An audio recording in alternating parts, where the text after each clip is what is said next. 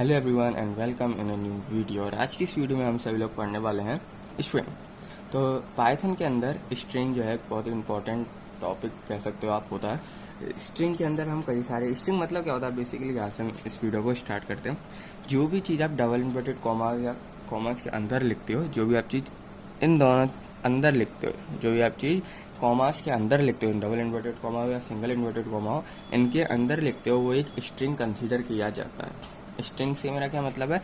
String से मेरा मतलब है जो इंग्लिश में 26 अल्फ़ाबेट होते हैं, वो जो भी चीज़ आपने इसमें लिख दिया बेसिकली वही अल्फ़ाबेट्स को हम स्ट्रिंग कहते हैं, जो भी आपके अल्फ़ाबेट्स हैं। पर अगर आप इसके अंदर डबल इन्वर्टेड कॉमास के अंदर नंबर भी पुट कर देते हो ना, तो वो भी स्ट्रिंग कंसीडर किया जाता है। अगर आपने इसके अंदर नंबर पुट कर दिया, जैसे कि 20, 19 ये पुट कर दिया, तो वो भी एक स्ट्रिंग कंसीडर किया जाता है। पर स्ट्रिंग से हमारा क्या मतलब होगा? स्ट्रिंग से हमारा मतलब होगा 26 अल्फ़ाबेट, जो कि इंग्लिश के अंदर 26 अल्फ़ाबेट होते हैं ना, वो हमारा हम स्ट्रिंग कंसीडर करेंगे। मतलब उस पर ही हम ऑपरेशन करेंगे, 26 अल्फ़ाबेट्स के ऊपर ही हम क्या करेंगे? अपने प्रोग्राम्स को यहाँ पर करेंगे। तो अभी के लिए आप इतना ही समझ लो, जो चीज़ आप डबल इन्वर्टेड कॉमास के अंदर लिख देते हो वो आपका स्ट्रिंग कंसीडर किया जाता है। वो आपका क्या किया जाता है? स्ट्रिंग को कंसीडर किया जाता है। जैसे कि मैं यहाँ पर एग्जांपल के तौर पर बताऊँ, STR लिख देता हूँ इज इक्वल टू, मैं डबल इन्वर्टेड कॉमास के अंदर लिख देता हूँ हेलो। अगर मैं ये लिख दूँ डबल इन्वर्टेड कॉमा के अंदर हेलो, तो जो STR है ना, ये अब आपका स्ट्रिंग हो चुका है। STR क्या हो चुका है? आपका स्ट्रिंग हो चुका है, क्योंकि आपने डबल इन्वर्टेड कॉमास के अंदर लिखा। अगर आप यहाँ पर प्रिंट कराओगे STR को, तो हेलो प्रिंट यहाँ पर सक्सेसफुली हो जाएगा। हेलो यहाँ पर क्या हो जाएगा? सक्सेसफुली प्रिंट हो जाएगा। तो मेरे कहने का मतलब यही है, स्ट्रिंग आपका वो होता है जो डबल इन्वर्टेड कॉमास के अंदर लिखा जाए। बेसिकली हम इसमें 26 अल्फ़ाबेट जो होते हैं इंग्लिश के अंदर, उसमें हम ऑपरेशंस यहाँ पर करेंगे। ठीक है, अब हमने ये स्ट्रिंग लिख दिया। अब ये तो प्रिंट तो हम कराएंगे नहीं, हम क्या करेंगे? कई सारे ऑपरेशन करेंगे। तो सबसे पहले हम बेसिक ऑपरेशन से यहाँ पर क्या करते हैं? स्टार्ट करते हैं प्रोग्राम को। जैसे कि पैलिंड्रोम वाला एक हम प्रोग्राम को यहाँ पर देखते हैं। ठीक है, पैलिंड्रोम से मेरा क्या मतलब होता है यहाँ पर? तो पैलिंड्रोम का सिंपल शब्दों में मतलब आप ये समझ लो, जो स्टार्टिंग मतलब आपने ये लिख दिया हेलो, जैसे कि लिखा है मैंने, तो HELLO। अगर मैं इसको उल्टा लिख दूँ, यानी कि OLLEH, अगर ये दोनों सेम आए, देखो ऑफ कोर्स सी बात है, OLLEH और HELLO अलग अलग है, तो ये पैलिंड्रोम नहीं है। पर अगर मैं एग्जांपल लूँ मलयालम का, MALAYALAM, ये लिखा मैंने यहाँ पर। ठीक है, मलयालम। अगर मैं इसको उल्टा करके लिखूँ तो क्या होगा? M, फिर क्या आएगा? ALA, यहाँ तक हो गया, Y, फिर क्या है हमारा? ALAM। देख सकते हो दोनों के दोनों हमारे क्या है यहाँ पर? सेम।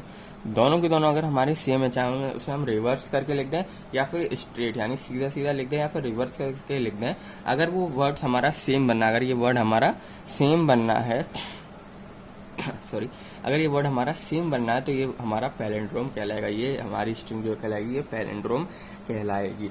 अब इसको करने के ना बहुत सारे तरीके हो सकते हैं। ऑफकोर्स सी बात है, प्रोग्राम को करने के क्या हो सकते हैं? कई सारे तरीके हमारे यहाँ पर हो सकते हैं। पाइथन के अंदर या फिर किसी भी लैंग्वेज के अंदर कई सारे तरीके हो सकते हैं।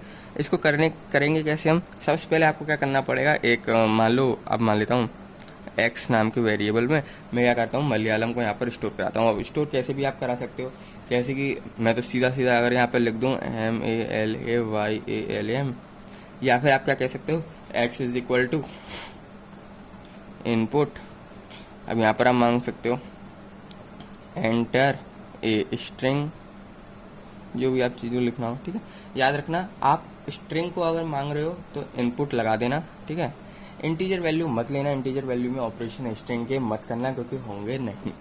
स्ट्रिंग मतलब इंटीजर वैल्यू में जो कि नंबर है, नंबर इंटीजर वैल्यू या फिर फ्लोट वैल्यू, कोई भी आपका नंबर है, कोई भी आपकी डिजिट है, तो उसमें क्या होगा? आपके ये वाले स्ट्रिंग के जो कई सारे प्रोग्राम्स हैं ना, जैसे कि मलयालम, ये सब इस जो हम करेंगे ना, इस तरीके से नहीं होंगे।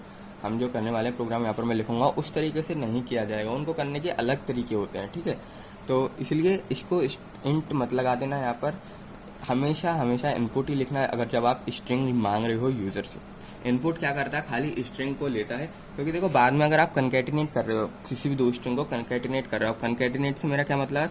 कोई भी दो स्ट्रिंग को आप जोड़ रहे हो, तो क्या होगा? अगर आपने यहाँ पर नंबर ले लिया ना, जैसे कि मैं यहाँ पर समझा देता हूँ आपको, दो नंबर ले लिया आपने यूज़र से दो नंबर ले लिए, जैसे X में आपने 10 मांग लिया एंड Y में आपने 20 मांग लिया। ठीक है, अब आप इसको कनकैटिनेट कराओगे ना, कनकैटिनेट यानी X प्लस Y करवाओगे, तो 10 20 इस तरीके से लिखा आएगा, ठीक है, 10 20 इस तरीके से लिखा आएगा। पर आप सोच रहे होगे आंसर क्या आएगा, आंसर आपका आएगा 30।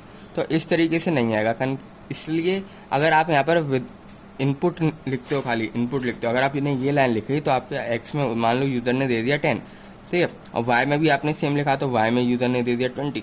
अब आप चाहते हो इसका कनकैटिनेट कर दो, यानी कि ऐड कर दो। कनकैटिनेट मतलब सिंपली ऐड करना, दो चीज़ को हम ऐड कर रहे हैं। यहाँ पर एक्स और वाई को मैं चाहता हूँ ऐड कर दो। अब आपने क्या किया, C is equal to X plus Y कर दिया और यहाँ पर प्रिंट करा दिया सी।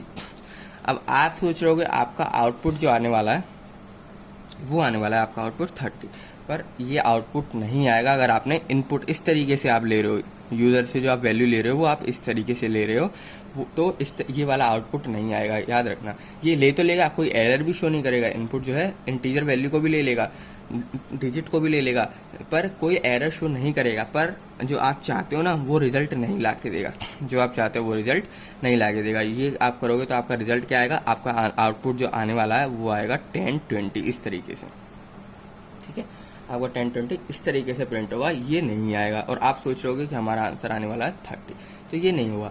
इसलिए अगर आप इंटीजर वैल्यू ले रहे हो तो यहाँ पर इंट लगाना, और अगर आप स्ट्रिंग वैल्यू यानी कि कोई 26 अल्फ़ाबेट में से कुछ ले रहे हो तो आपको क्या करना पड़ेगा, इनपुट लगाना पड़ेगा।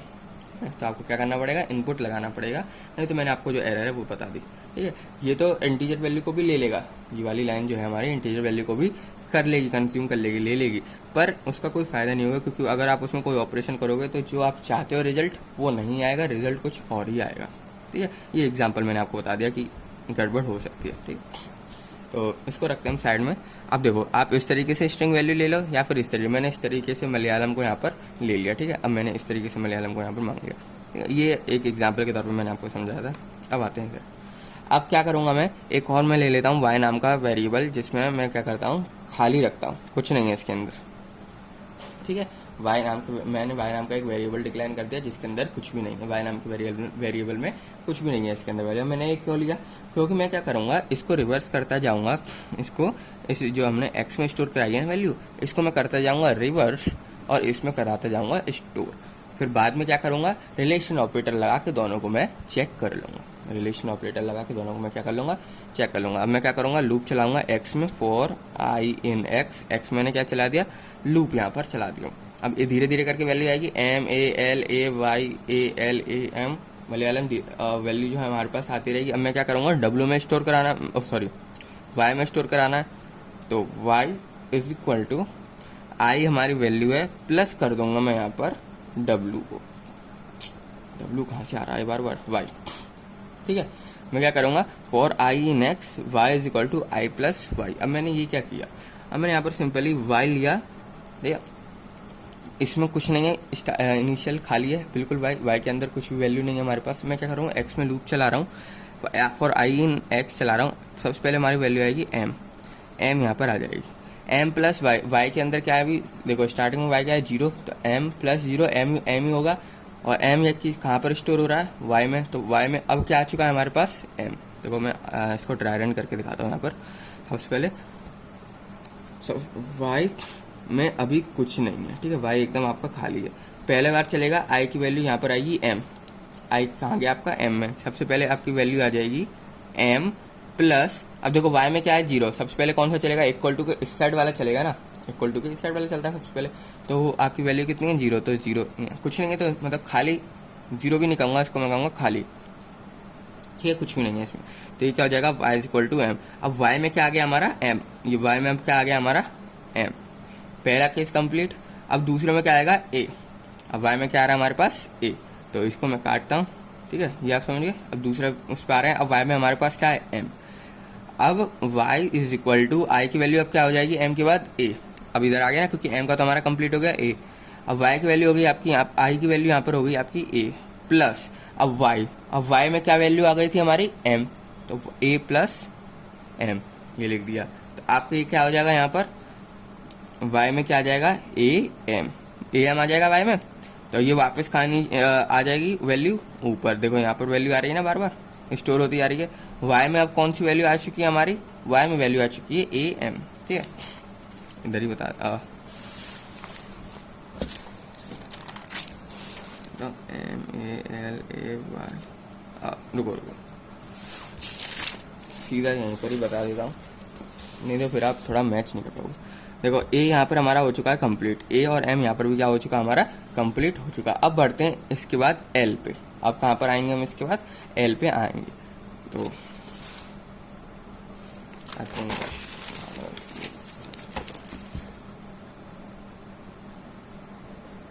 मलयालम लिख दिया। अब यहाँ पर फॉर आई इन एक्स और यहाँ था हमारा y is equal to i plus y, ये ठीक है। अब मेरी वैल्यू यहाँ पर मैं हमारा जो y में था वो क्या क्या आ चुका है, हमारा a और m आ चुका है। y में हमारा a और m आ चुका है, ठीक है। इस वाले y के अंदर हमारा क्या आ चुका है, a और m यहाँ पर आ चुका है।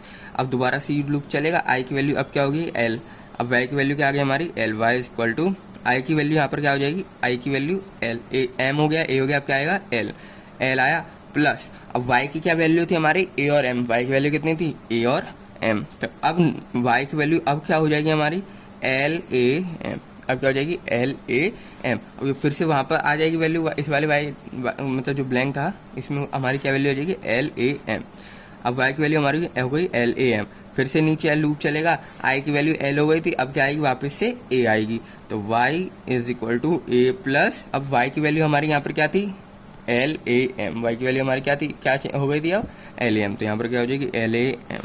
अब फिर से हमारी y की वैल्यू चेंज हो जाएगी, क्या हो जाएगी a l a m, ये आ गई, ये आ गई हमारी वैल्यू। फिर से i की वैल्यू देखेंगे, अब कहाँ हो गया हमारा a तक हो गया, अब आएगा हमारा y, अब क्या आएगा हमारा y, i की वैल्यू अब क्या हो गई y प्लस अब y की वैल्यू कितनी है a l a m, a l a m, तो हमारी y की वैल्यू क्या हो जाएगी y a l a m, ठीक है। ये हो चुकी है हमारी y की वैल्यू। अब क्या होगा, फिर अब हमारी y की वैल्यू ये हो चुकी, पर लूप हमारा अभी भी चल रहा है। y के बाद क्या आएगा हमारा यहाँ पर, y के बाद a, अब y के बाद क्या आ गया हमारा a, y equal to a plus और y की वैल्यू क्या है y a l a m, y a l a m, तो हमारी अब y की वैल्यू क्या कंसीडर हो जाएगी a y a l a m, ठीक है। तो इसी तरीके से आप करते जाओगे, लास्ट में हमारे y की वैल्यू क्या बनेगी m a l a y a l a, ये बनेगी हमारी कंसीडर, ये हमारी कंसीडर की जाएगी। ये ऑपरेशन चलता जाएगा जब तक हमारा लूप क्या नहीं होता, ख़त्म नहीं होता जब तक आपका ये लूप चलता जाएगा। और लास्ट में हमारी जो y की वैल्यू आएगी ना, इसको करते जाना, लास्ट में हमारी y की वैल्यू आएगी m a l a y a l a m। तो आप अब क्या करना है मेरे को, अभी मेरा प्रोग्राम यहाँ पर ख़त्म नहीं हुआ। अब मैंने क्या किया यहाँ पर y में वैल्यू स्टोर करा दी, ये तो हमारी x में थी वैल्यू, अब मैंने क्या किया y में वैल्यू यहाँ पर स्टोर करा ली। अब मैं क्या करूँगा, सिंपली इसको मैच कराऊंगा कि जो हमारी y में वैल्यू आई है क्या वो x के बराबर है कि नहीं। क्या लगाऊंगा मैं, सिंपली रिलेशनल ऑपरेटर यहाँ पर लगाऊंगा और हमारा प्रोग्राम यहाँ पर मैच हो जाएगा। देखो यहाँ पर हम स्टार्टिंग से प्रोग्राम लिख के दिखा देता हूँ, m a l a y a l a m Malayalam, यहाँ पर लिखूँगा y equals to for i in x y equals to i plus y. अब मैं क्या करने वाला हूँ, यहाँ पर सिंपली मैच करने वाला हूँ जो हमारी y की वैल्यू है क्या वो हमारे x के बराबर है। सिंपली ये लगा दिया मैंने, क्या y की वैल्यू y is equal to x, simply इससे क्या हो जाएगा हमारा, इससे सिंपली हमारी वैल्यू मैच हो जाएगी। तो हमारी y के अंदर वैल्यू है क्या वो x में है, दोनों वैल्यू हमारी बराबर है। अगर बराबर हैं तो हम प्रिंट करा देंगे कि हमारा पैलिंड्रोम है, या फिर आप इसका दूसरा भी नाम कह सकते हो आप सिमेट्रिक, पैलिंड्रोम भी आप कह सकते हो, या फिर आपको इसको सिमेट्रिक स्ट्रिंग भी कह सकते हो, ठीक है। क्योंकि सिमेट्रिक क्यों कह रहे हैं, क्योंकि दोनों साइड से हमारी क्या हो जाती है, बराबर हो जाती है। अगर आप इस तरीके से लिखें या फिर रिवर्स करके लिखें, दोनों हमारे क्या हो जाएगी, बराबर हो जाएगी, इसलिए इसको स्ट्रिंग सिमेट्रिक भी कहा जाता है। जनरली इसको पैलिंड्रोम बोला जाता है। पैलिंड्रोम से आपको याद रखना है क्या होता है पैलिंड्रोम का मतलब, उल्टा लिख देंगे तो भी हमारा वो बराबर होना चाहिए, रिवर्स कर देंगे तो भी, रिवर्स कर देंगे उस स्ट्रिंग को तो भी हमारा क्या होना चाहिए, वो वापस उसके बराबर है, तो हमारा वो पैलिंड्रोम है, नहीं तो नहीं है हमारा नंबर पैलिंड्रोम, ठीक है। तो इस तरीके से आप यहाँ पर मैच करा देना, यस पैलिंड्रोम लिख देना या फिर पैलिंड्रोम लिख देना, और एल में लिख दो। अगर मैच ही नहीं किया तो आप क्या लिख दोगे, print not a palindrome, not a palindrome, तो ये लिख दोगे, आपका यहाँ पर स्ट्रिंग पता चल जाएगी कि पैलिंड्रोम है कि नहीं। अब इससे क्या हो जाता है ना, एक और क्वेश्चन आपका यहाँ पर राइज हो जाएगा कि जो हमारी x की वैल्यू है ना, इसको आप असाइन कर दो एक नए वेरिएबल में, इसकी रिवर्स वैल्यू, अब आप क्वेश्चन ये भी बोल सकता है, ये तो पैलिंड्रोम का दे दिया, अब वो क्वेश्चन में ये भी बोल सकता है कि जो आपकी ये वैल्यू है ना, इसको रिवर्स करो और असाइन कर दो इसको एक नए वेरिएबल में। तो वो उसमें उस सिनेरियो में आप क्या करोगे, बस यहाँ तक लिखोगे। उस सिनेरियो में आप क्या करोगे, बस यहाँ तक लिखोगे। ये तो पैलिंड्रोम का था, इसलिए आपने यहाँ पर मैच कराया, इसलिए आपने यहाँ पर क्या किया था, मैच कराया था। पर अगर आपको क्या बोला है कि इसकी रिवर्स वैल्यू, एक्स की रिवर्स वैल्यू आप किसी और वेरिएबल में यहाँ पर स्टोर करा दो, तो आप क्या करोगे, सिंपली आप ये इतना प्रोग्राम लिखोगे रेंज तक का। सिंपली आप कहाँ तक लिखोगे, रेंज तक का प्रोग्राम लिखोगे, आपका प्रोग्राम यहाँ पर सक्सेसफुली रन कर जाएगा। ठीक है, एक पैलिंड्रोम एग्जांपल मैंने आपको बताया था स्ट्रिंग में क्या क्या केसेस हो सकते हैं। अब एक और इसका प्रोग्राम देख लेते हैं यहाँ पर स्ट्रिंग का। ठीक है, स्ट्रिंग में कई सारे मतलब प्रोग्राम तो कई सारे आपके बन सकते हैं। ठीक है, बस बात यह है कि समझ में आना चाहिए कि हमने किया क्या है यहाँ पर। स्ट्रिंग को हमने किस तरीके से यहाँ पर रिवर्स करके मैच किया कि वो पैलिंड्रोम है कि नहीं। अब सिंपली आपसे बोल देगा कि रिवर्स कर दो स्ट्रिंग को रिवर्स कर दो, तो खाली आप कहाँ तक लगाओगे, फॉर आई इन एक्स, यानी कि यहाँ रेंज तक आपको यहाँ पर लगाना है। अब एक और इसका क्वेश्चन देखते हैं कि अगर हमें ये फाइंड करना है कि इसमें नंबर ऑफ फ्रीक्वेंसीज, किसी भी अल्फ़ाबेट की नंबर ऑफ फ्रीक्वेंसीज आपको यहाँ पर फाइंड करने हैं। मेरा मतलब क्या है, जैसे कि यहाँ पर लिख दूँ मैं AAYUSH, तो मेरे को ये फाइंड करना है कि ए जो है यहाँ पर 2 बार आया, Y 1 बार आया, U 1 बार आया, S 1 बार आया, H 1 बार आया। यानी कि मेरे को फ्रीक्वेंसी काउंट करनी है स्ट्रिंग की मेरे को क्या करनी है, फ्रीक्वेंसी काउंट करना है। मेरे को स्ट्रिंग की क्या करना है, फ्रीक्वेंसी को काउंट करना है। तो ये मैं किस तरीके से करूँगा उसको हम यहाँ प्रोग्राम में देखेंगे। तो सबसे पहले क्या करेंगे, इस क्वेश्चन के हम सबसे पहले यहाँ पर क्या करेंगे, हमारे पास होना चाहिए सबसे पहले वर्ड। अब जो स्ट्रिंग है ना हमारी, अब इसको हम लिस्ट में लेंगे। स्ट्रिंग को सबसे पहले हम क्या कर रहे थे, वेरिएबल में स्टोर करा रहे थे ना। इस वाले प्रोग्राम में ऐसा नहीं करने वाले हम। स्ट्रिंग को हम किस में लेने वाले हैं, इस बार हम स्ट्रिंग को लिस्ट के अंदर लेने वाले हैं। जैसे कि मैं मान लूँ लिस्ट नाम का एक वेरिएबल यहाँ पर मैंने मान लिया, जिसके अंदर मैं कई सारे यहाँ पर लिख देता हूँ, जैसे कि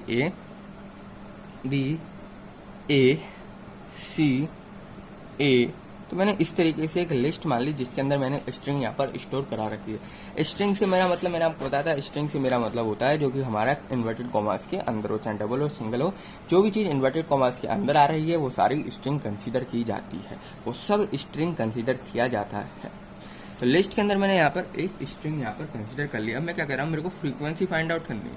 ठीक है, अब मेरे को क्या करना है, फ्रीक्वेंसी फाइंड आउट करनी है। तो मैं फ्रीक्वेंसी नाम की एक डिक्शनरी बना रहा हूँ यहाँ पर, फ्रीक्वेंसी नाम की एक डिक्शनरी बना रहा हूँ, जिसमें मैं क्या कर रहा हूँ, मैं चाहता हूँ कि कुछ इस तरीके से हमारा आउटपुट जो है वो कुछ इस तरीके से आए कि ए फ्रीक्वेंसी, यहाँ पर मैं लिख दूंगा frequency of a is dash, जितनी भी निकल के आएगी, frequency of b is dash, जितनी भी निकल गया। मैं इस तरीके से यहाँ पर प्रोग्राम को बनाना चाह रहा हूँ।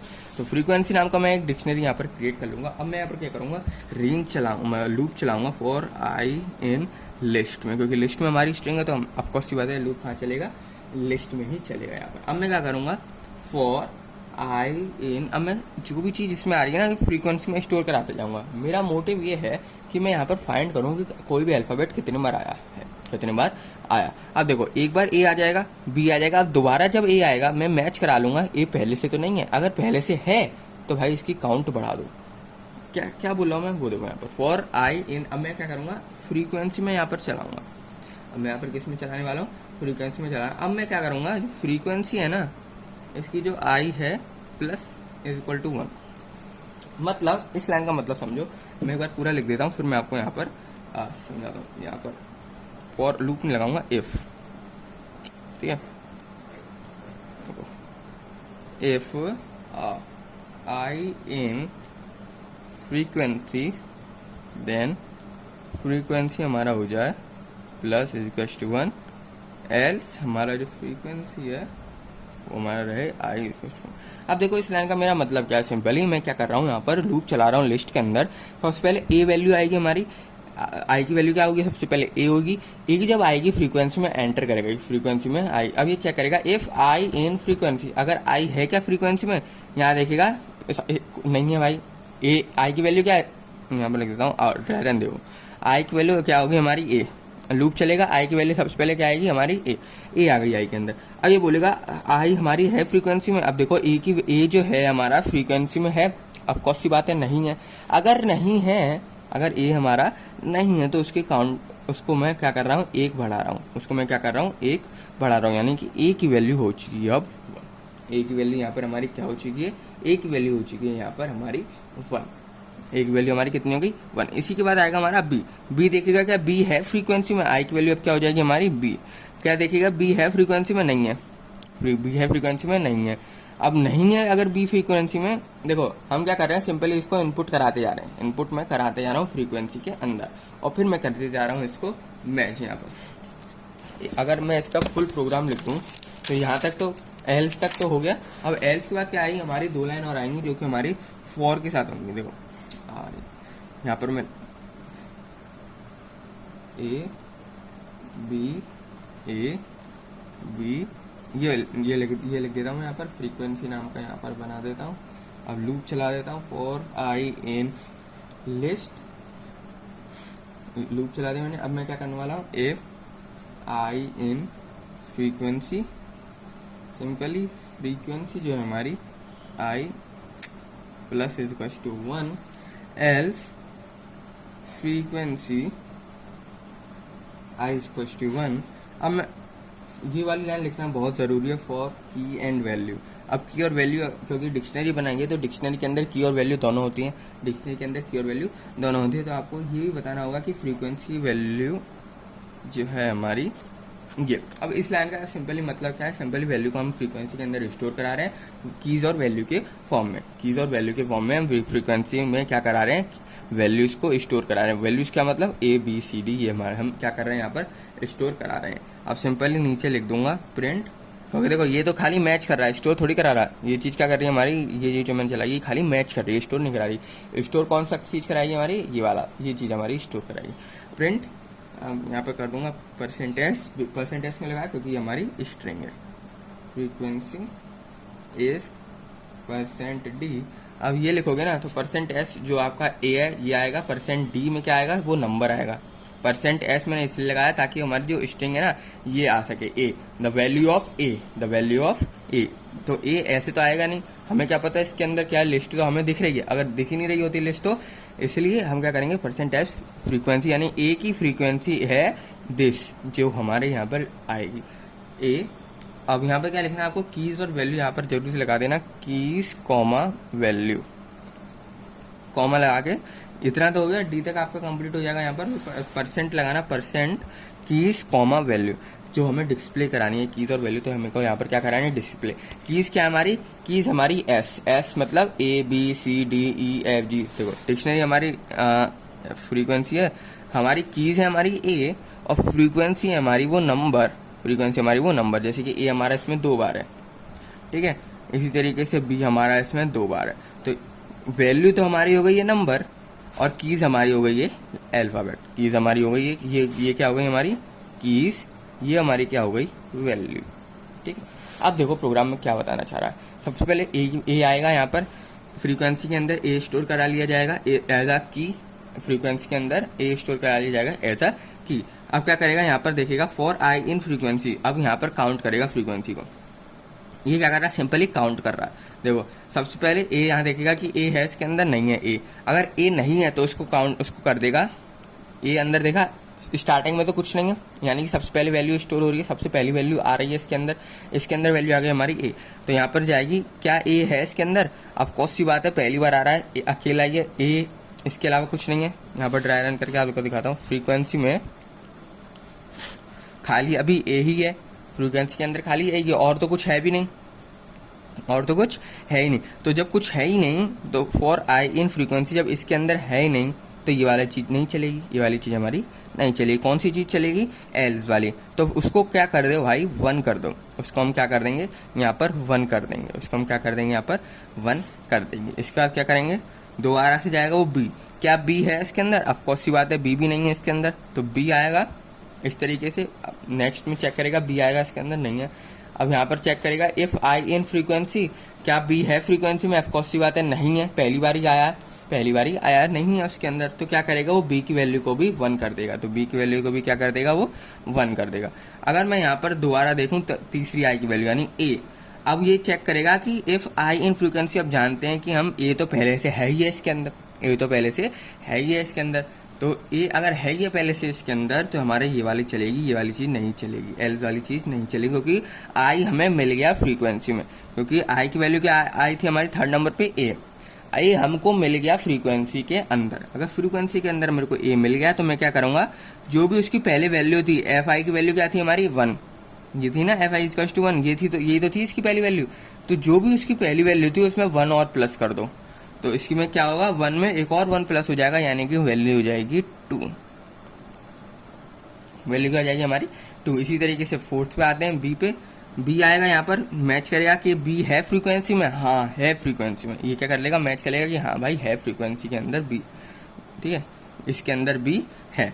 अगर बी है इसके अंदर तो क्या आएगा, जो उसकी पहली फ्रीक्वेंसी होगी, पहली उसकी सबसे पहले उसकी क्या थी 1, जो भी उसकी एफ फ्रीक्वेंसी आई की वैल्यू थी, यानी कि जो भी उसकी वैल्यू थी 1, उसमें एक और 1 को प्लस कर दो, तो 1 और 1 कितना हो जाएगा हमारा यहाँ पर 2।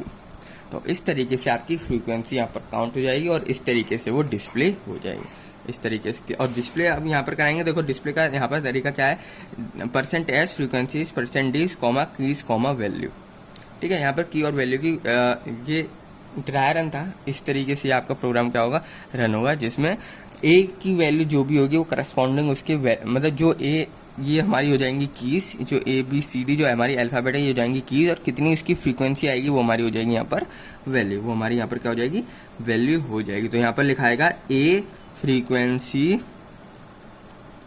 इज 2, ए की फ्रीक्वेंसी है 2, ए फ्रीक्वेंसी इज 2।